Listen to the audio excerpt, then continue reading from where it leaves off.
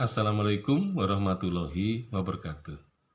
Filosofi yang kedua dari museum adalah bahwa ia mempunyai semacam tugas ya untuk memberikan pemahaman terhadap karakteristik sosial budaya dari lokalitas. Ya, jadi pada prinsipnya semua peristiwa sejarah itu sebenarnya merupakan peristiwa lokal. Nah, hanya sejarawan yang kemudian melakukan interpretasi bahwa peristiwa itu bisa dikategorikan sebagai peristiwa nasional. Nah, oleh karena itu, karena dasarnya memang lokalitas, ya, maka pada prinsipnya sejarah yang terjadi itu semuanya adalah sejarah lokal. Sejarah yang menyangkut kehidupan manusia ya secara umum di seluruh tempat atau di seluruh ruang yang sifatnya khusus. Nah, makanya ruang yang sangat khusus itu adalah sejarah lokal. Nah, jadi sejarah lokal memang mewarnai kehidupan manusia sehari-hari.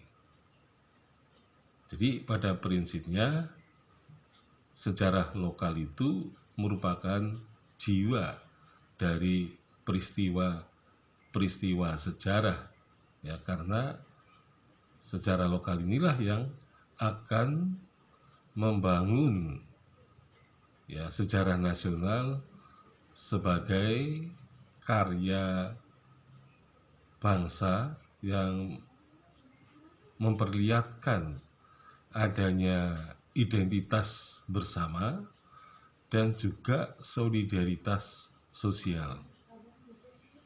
Nah, jadi di situ pasti menunjukkan adanya karakteristik atau ciri khas.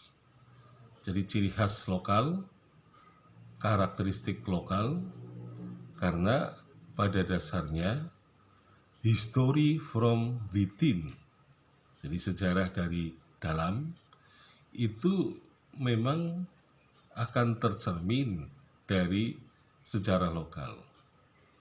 Nah, sejarah lokal di Indonesia yang sangat kaya dan juga sangat beragam menunjukkan bahwa sebenarnya bangsa Indonesia mempunyai potensi kesejarahan yang sangat besar, tetapi sayang sekali bangsa Indonesia tidak mempunyai kesadaran untuk menghargai ya karya sejarah yang ditulis oleh nenek moyangnya itu.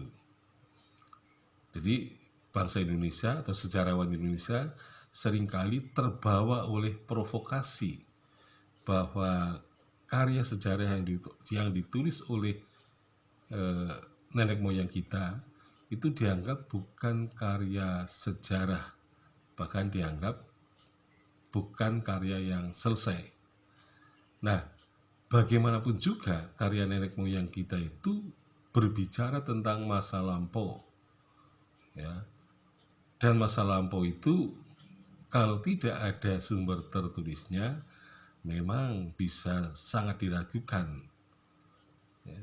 Nah, apalagi kalau berita lisan itu sudah sangat lama, atau katakanlah berita lisan itu sudah berumur ratusan tahun yang lampau.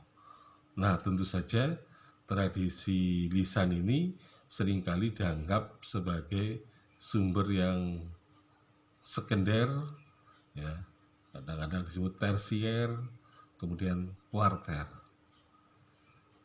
Nah, jadi memang benar bahwa historiografi nenek moyang kita itu adalah historiografi yang tidak bisa mungkin dipakai sebagai sumber sejarah konvensional, itu secara politik, di mana di dalam sejarah konvensional itu tuntutan terhadap kapan siapa, ya, di mana, ya, dan bagaimana itu atau mengapa, ya, itu harus dijawab dengan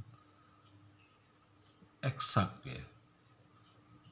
Nah, tetapi sejarah yang menunjukkan kepada bagaimana masyarakat Indonesia berpikir, masyarakat Indonesia bercita-cita, kemudian masyarakat Indonesia yang bisa menghayati atau memahami kebudayaannya sendiri. Nah, inilah yang seringkali tidak dilakukan.